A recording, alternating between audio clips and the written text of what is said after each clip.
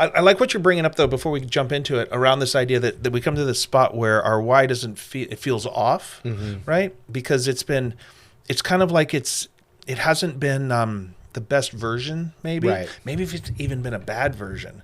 Another reason that it can be off is it's like, and this has been my experience, I've had whys that have motivated and animated my behavior and what I'm doing in the world, and it feels great for a time, but in going out and doing things, I got all kinds of feedback. Yeah. And I all of a sudden discover, it's not all of a sudden, but in time you go like, my why isn't good enough anymore.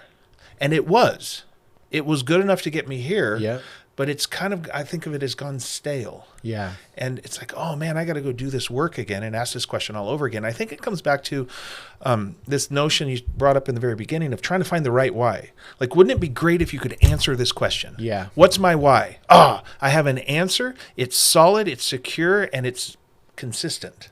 But you have a pushback too, that most people, when you ask the question, tell me your why, they're going to pull out a picture from their wallet of their family, or they're going to show you a Facebook picture of their family, and it's the family. Yeah. My why is this. Right. And it's my wife and kids. Yep.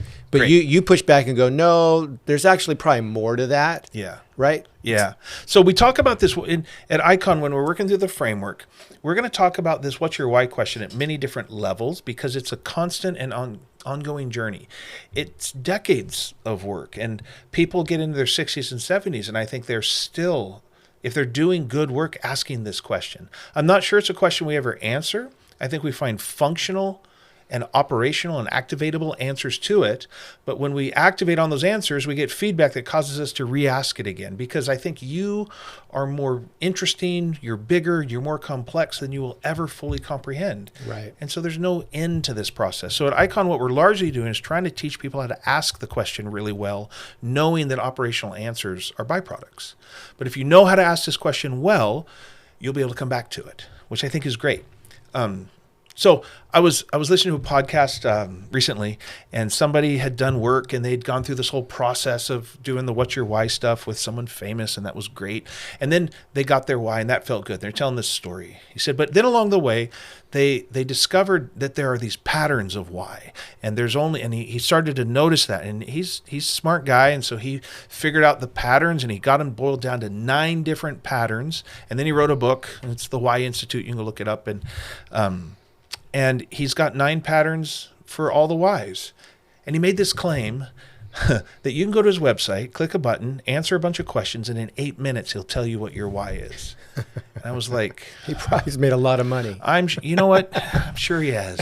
And I went and looked at his work, and I like his work. I don't think he's wrong. I don't like his framing. Yeah. I'll tell you, you'll discover what your why is in 8 minutes. And I looked at what he's doing, and he's got 9 different patterns of motivation, things that motivate different things. But he's talking about archetypes. He's talking about personality. Yeah. And as I looked at that, I'm like, right, because personality is the first major component of the answer to this question. It has a lot of things about it. And we talk about the Enneagram a lot at Icon, and you and I are both 8s. We're both challengers. Mm-hmm. And you can see that in us and how we talk and communicate, move through the world. It's very obvious we're both 8s. It has a motivational feature that connects to how we do what we do and why we're doing what we're doing. It's great. It's a useful understanding to say we're both 8s. But it doesn't answer the question in a satisfactory way, what's my why? Mm-hmm. So this idea that the guy found 9 different whys, and he boils them all down to 9, and that somehow is going to tell you what your why is, I find that to be misleading and a incomplete answer.